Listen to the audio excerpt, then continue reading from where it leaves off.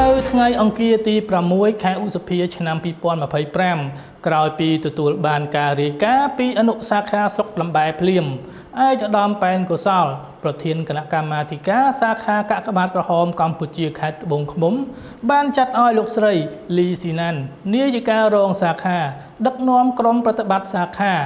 និងអនុសាខាស្រុកលំបែជាមួយក្រុមកាកបាទក្រហមកម្ពុជាឃុំទឹកជ្រៅជាមួយអ្នកស្ម័គ្រចិត្តភូមិគោលដៅព្រមទាំងសហការីក្នុងមូលដ្ឋានគោលដៅចុះទៅសួរសុខទុក្ខនិងនាំយកអំណោយមនុស្សធម៌របស់សាខាទៅផ្ដល់ជូនដល់គ្រួសារប្រជាពលរដ្ឋមានជីវភាពខ្វះខាត